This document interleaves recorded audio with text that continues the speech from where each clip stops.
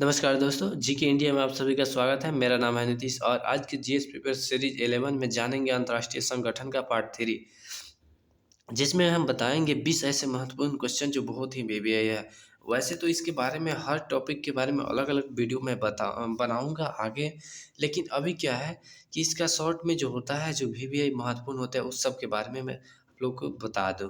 उसके बाद डीपली बताऊंगा। डीपली बताने में थोड़ा समय लगेगा, ठीक है, इस वजह से, क्योंकि हर टॉपिक पर चर्चा करने में वहाँ पे एक ही टॉपिक से आ गया है, लेकिन इसमें क्या है कि सारे टॉपिक से आ जा रहा है।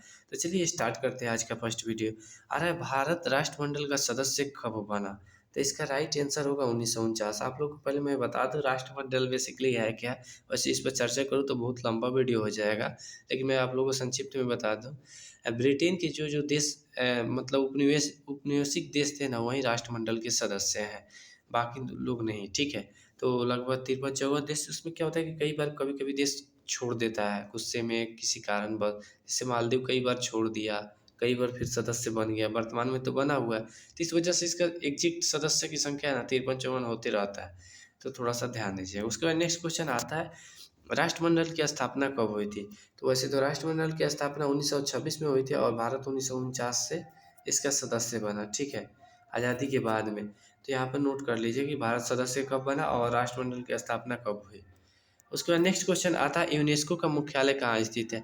आप लोग को मैं बता दूं, यूनेस्को बेसिकली सांस्कृतिक चीज़ों से होता है। जैसे ताजमहल हो गया ना, तो इस सब की धरोहर जो भी होता है ना, सांस्कृतिक विरासत को बचाने के लिए पूरे दुनिया भर में कार्य करता है और उसको मान्यता भी देता है।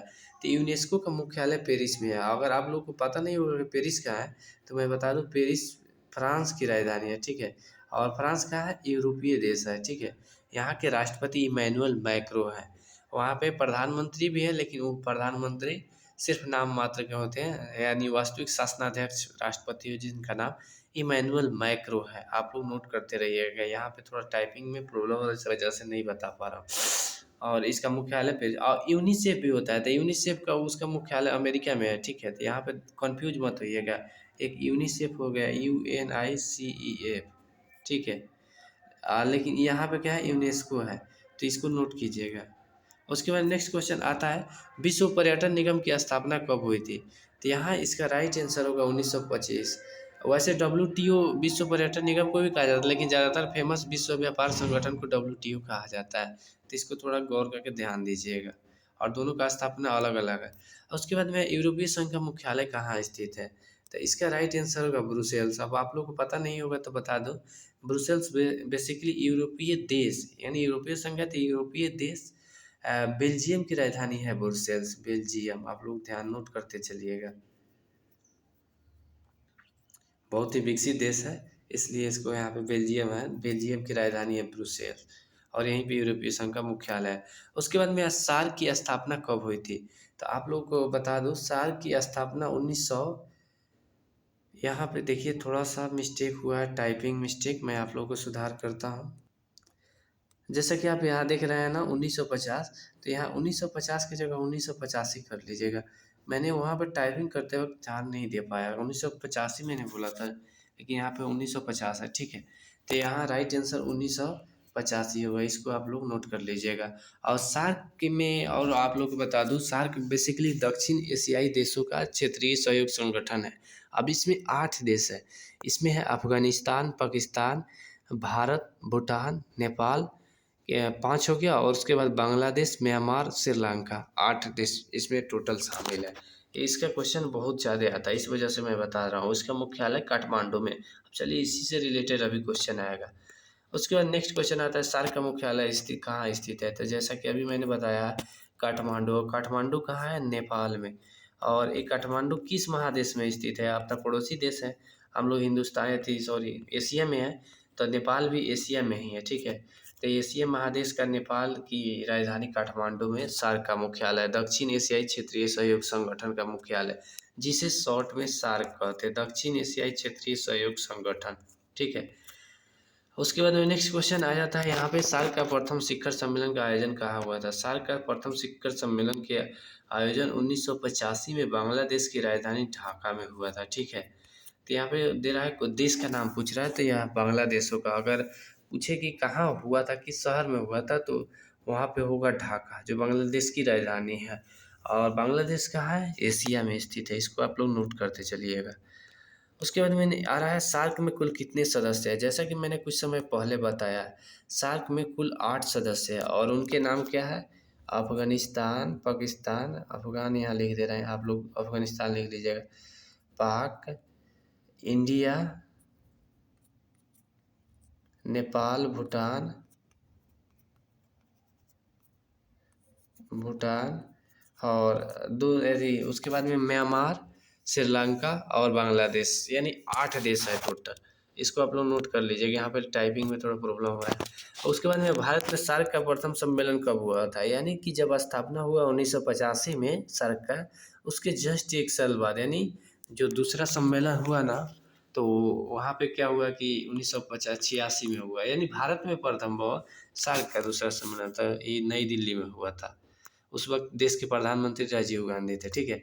उसके बाद में आ रहा है यहाँ पे रेड क्रॉस की स्थापना कब हुई थी? रेड क्रॉस की स्थापना 1863 में सर हेनरी ड्यूरेंट, यहाँ पे नोट कीजिएगा, सर हेनरी ड्यूरेंट ने किया था।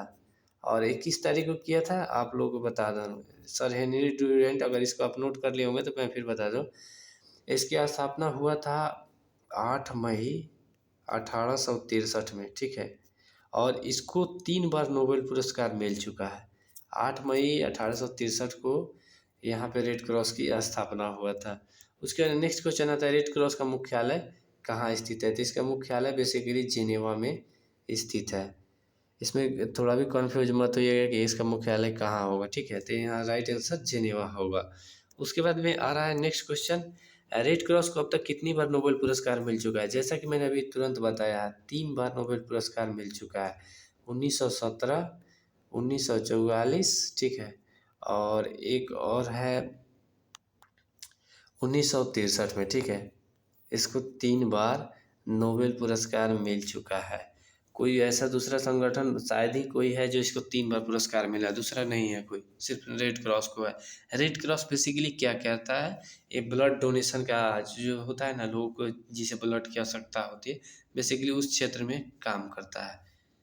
और उसके बाद नेक्स्ट क्वेश्चन आता है, रेड क्रॉस दिवस कब मनाया जाता है? तो जैसा कि मैंने कुछ समय पहले बताया, इसकी स्थापना 8 मई 1863 को किया गया था ना, तो 8 मई के जो होता है ना, उसी को रेड क्रॉस दिवस मनाया जाता है यहाँ पे। तो 8 मई इसका राइट आंसर होगा। उसके बाद नेक्स्ट क्वेश्चन आता है, एमनेस्टी इंटरनेशनल का गठन कब किया गया था?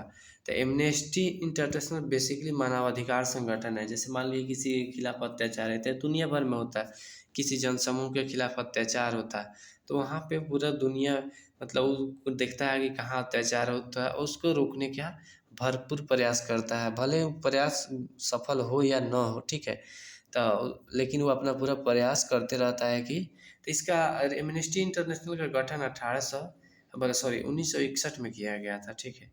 उसके बाद नेक्स्ट क्वेश्चन आता है, एमनेस्टी इंटरनेशनल का मुख्यालय कहाँ स्थित है? तो एमनेस्टी इंटरनेशनल बेसिकली इसका मुख्यालय लंदन में स्थित है, लंदन। और लंदन कहाँ है? ग्रेट ब्रिटेन की राजधानी है, ग्रेट ब्रिटेन, जहाँ के गोरे अंग्रेज थे, आप लोग ध्यान दीजिए, ग्रेट ब्रिटेन, तो वहीं की राजधानी लंदन है। इंग्लैंड जिसे कहते हैं, इंग्लैंड वहीं का एक शहर है, ग्रेट ब्रिटेन का।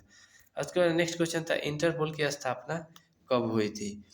अब आप लोग को मैं बता दूं, इंटरपोल बेसिकली होता है अपराधियों का, जो इंटरनेशनल अपराधी होते हैं, जैसे कोई अपराध किया इस देश में और दूसरे देश में भाग गया, तो उस सब के लिए होता है कि पुलिस की सहायता करने के लिए, चाहे एक दूसरे के देश को सहायता करने के लिए, जो क्रिमिनल होते हैं उनको सहायता करने के लिए इंटरपोल की सहायता ली जाती है।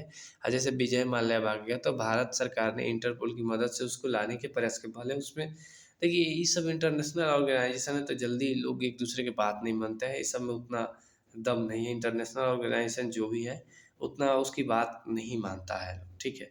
तो लेकिन इसकी स्थापना 1923 में हुई थी। और उसके बाद में आता है, इंटरपोल का मुख्यालय कहाँ स्थित है? तो इसका मुख्यालय बेसिकली यहाँ पे लियोन जो है, फ्रांस में स्थित है। इसको थोड़ा भी डाउट मत कीजिए, ये बहुत वीवीआई हो जाता है, क्योंकि इंटरपोल का मुख्यालय कुछ समय पहले देखिए, अभी वहाँ इंटरपोल का अध्यक्ष मतलब बना है संयुक्त अरब अमीरात, यानी जिसका एक शहर दुबई है। कुछ समय पहले इंटरपोल का अध्यक्ष हुआ करता था चीन के कोई व्यक्ति, चीन का कोई मंत्री था, जिसे बाद में इंटरपोल का अध्यक्ष बनाया गया था, लेकिन उस पर भ्रष्टाचार का आरोप लगाकर देखिए, अंतर्राष्ट्रीय स्तर के यानी इंटरपोल के अध्यक्ष रहते हुए भी उनको देश में गिरफ्तार कर लिया गया और उनसे पद का इस्तीफा दिलवा दिया गया और उन्हें जेल भेज दिया गया। तो थोड़ा-सा चीन का व्यवहार बहुत खतरनाक लगता है। उसके बाद में आता है गुटनिरपेक्ष आंदोलन की शुरुआत कब हुई थी? तो गुटनिरपेक्ष आंदोलन की शुरुआत बेसिकली 1961 में हुई थी। उस समय भारत सहित 5 देशों ने मिलकर गुटनिरपेक्ष आंदोलन को मतलब स्थापना किया था, जिसमें भारत के पंडित नेहरू यानी जवाहरलाल नेहरू ने मिलकर स्थापना किया और इसका प्रथम सम्मेलन बेलग्रेड यानी उस समय सर्बिया की राजधानी हुआ करता था। अभी तो सर्बिया 3 भागों में टूट चुका है, ठीक है? तब बेलग्रेड में इसका प्रथम सम्मेलन हुआ था और बेसिकली गुटनिरपेक्ष आंदोलन क्या है? जैसे क्या हुआ कि द्वितीय विश्व युद्ध के बाद दुनिया पर 2 देशों को अपने-अपने वर्चस्व के लिए संघर्ष शुरू हो गया था। एक गुट का नेतृत्व कर रहा था अमेरिका कि हम ही दुनिया का सर्वश्रेष्ठ है, दूसरे का सोवियत संघ। आखिर में मतलब बाद में 1991 में सोवियत संघ का पतन हुआ जाकर छोटे-छोटे 15 भागों में टूटा। उसके बाद में द्वितीय मतलब शीत युद्ध यानी छद्म युद्ध चलता था। यानी युद्ध तो नहीं होता था लेकिन मुँह से लगता था कि कब युद्ध हो जाए, ठीक है? तो उसी को शीत युद्ध कहता है। तब होता था कि दोनों देश मतलब अपना-अपना गुट बना रहे थे। तो क्या हुआ कि जो देश अभी स्वतंत्र हुआ वो मार-काट में बहुत सारे लग जाए या अपना विकास पर ध्यान दें। बेसिकली नेहरू का सोच चाहे और जो भी थे, वो सारे लोगों ने सोचा कि नहीं, हम मार-पीट में अभी नहीं पड़े क्योंकि इतना युद्ध लड़ के बर्बाद हो चुके हैं। हम अपना देश का विकास करेंगे और एक अलग संगठन बनाया गया, जिसका है कि हम किसी भी गुट में शामिल नहीं होंगे और सिर्फ अपना देश का विकास के बारे में सोचेंगे। हम किसी भी पक्ष में निर्णय नहीं लेंगे और अपने देश का विकास करें। इस वजह से गुटनिरपेक्ष आंदोलन सोच सकते हैं कितना अच्छा है और इसी की वजह से हम लोग का विदेश नीति आज बहुत ही ज़बरदस्त चल रहा है, ठीक है? तो ये रहा, इसके बारे में एक अलग वीडियो बताऊँगा पूरा, जिसमें पूरा डीपली बताऊँ। उसके बाद में गुटनिरपेक्ष आंदोलन आंदोलन का पहला शिखर सम्मेलन कब हुआ था? तो यहाँ स्थापना 1961 में हुआ था ना, और वहाँ पे स्थापना और इसका प्रथम शिखर सम्मेलन भी 1961 में ही हुआ था। तो इसको कन्फ्यूज़ मत कीजिएगा, ठीक है? और उसके बाद में नेक्स्ट आ जाता है यहाँ पे गुटनिरपेक्ष का सचिवालय कहाँ स्थित है? तो देखिए, इसका सचिवालय एक मतलब मुख्यालय समझिए इसको। एक इसका अथी ऑफिस बनाया गया है गुटनिरपेक्ष का। इसका सम्मेलन हर साल होते रहता है, ठीक है? हर कभी 2 साल, कभी तीनों साल पर भी होते रहता है। वैसे सम्मेलन तो हर साल का है, ठीक है? तो इसका मुख्यालय है काठमांडू में और सार्क का भी मुख्यालय सचिवालय सॉरी इस गुटनिरपेक्ष का सचिवालय बोला जाता है। सचिवालय काठमांडू में है और सार्क का भी मुख्यालय काठमांडू में है। सार्क बेसिकली दक्षिण एशियाई क्षेत्रीय सहयोग संगठन है, तो उसको यहाँ पे सार्क SAARC कहा जाता है। उसके बाद नेक्स्ट क्वेश्चन आता है एमनेस्टी इंटरनेशनल को कब नोबेल पुरस्कार मिला? तो इस बात को ध्यान दीजिएगा कि ये मतलब पुलिस अपराधियों को पकड़ने का काम करवाती है पूरा दुनिया भर में, ठीक है?